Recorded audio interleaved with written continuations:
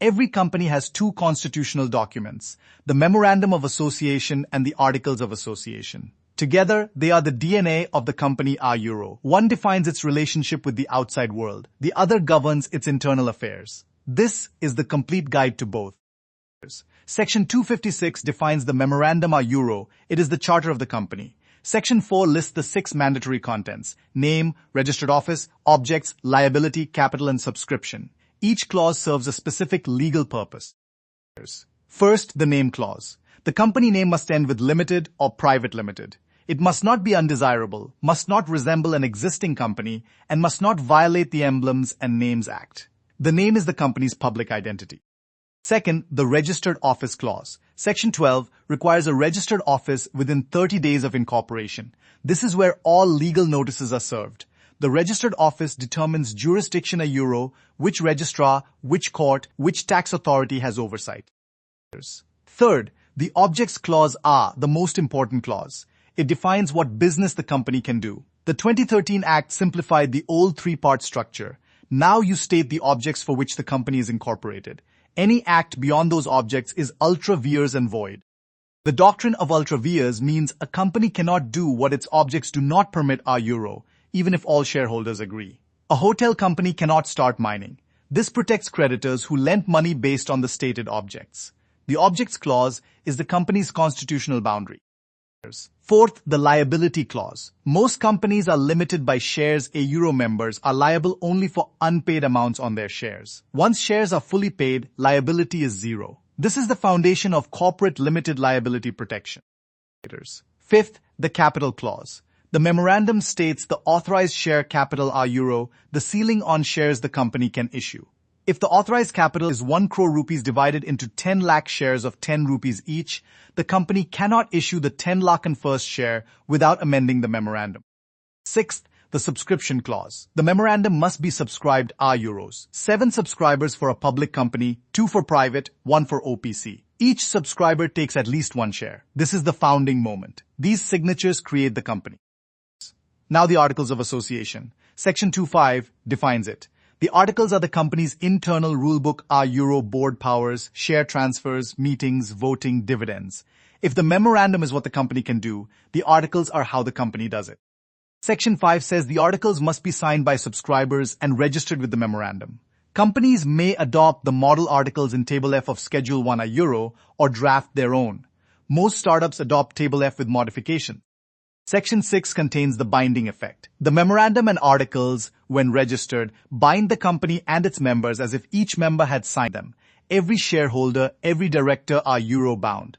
This creates a statutory contract between the company and its members. Here is the hierarchy. Section 6 also says that any provision in the articles that contradicts the memorandum or the act is void. The act overrides the articles. The memorandum overrides the articles. The hierarchy is clear and non-negotiable. Altering the memorandum. Section 13 allows alteration by special resolution, but changing the registered office to another state requires central government approval.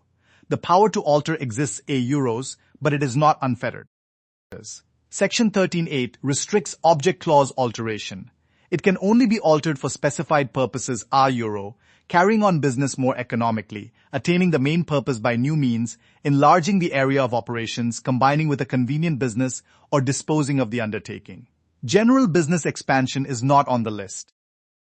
Altering the articles. Section 14 permits alteration by special resolution. But the alteration must be consistent with the memorandum, must comply with the act, and must not increase member liability without written consent. These constraints protect minority shareholders from majority overreach. Entrenchment provisions. Section 5 allows provisions that can only be altered under conditions stricter than a special resolution AOA, like a higher vote threshold or specific consent. In a joint venture, this prevents one partner from unilaterally changing the rules. Practical example. 2 partners, 50-50 joint venture. They entrench key decisions requiring unanimous consent. Neither can change the articles alone. The entrenchment clause is their constitutional protection against each other.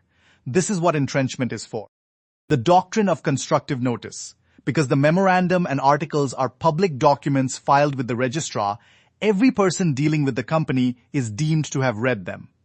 You cannot claim you did not know what was in the company's public constitution. But the doctrine of Indo management provides a counterbalance. Outsiders dealing with the company can assume internal procedures have been followed. If a board resolution appears valid on its face, the outsider need not investigate whether the meeting quorum was correct. Public documents are public. Internal processes are private. Practical consequence. If the articles say a director can borrow up to 10 lakh rupees without board approval, and the director borrows 20 lakh euros, the lender cannot enforce beyond 10 lakh. The lender is deemed to have known the borrowing limit. This is constructive notice in action. Converting a public company to private. Section 14 says this alteration needs central government approval. The law does not allow companies to slip from public accountability to private shelter without regulatory scrutiny. The government checks if the conversion prejudices any stakeholder. Before lending to a company, a prudent creditor checks the objects clause. Can this company legally undertake this transaction? The memorandum is a credit risk assessment tool. Ignore it at your own peril. The articles regulate share transfers euros, especially critical in private companies. The board usually has discretion to approve or reject transfers. The articles specify the procedure. Getting share transfers wrong is one of the most common private company disputes. Companies incorporated before 2013 may have articles containing provisions inconsistent with the new act. Section 6 says such provisions are void.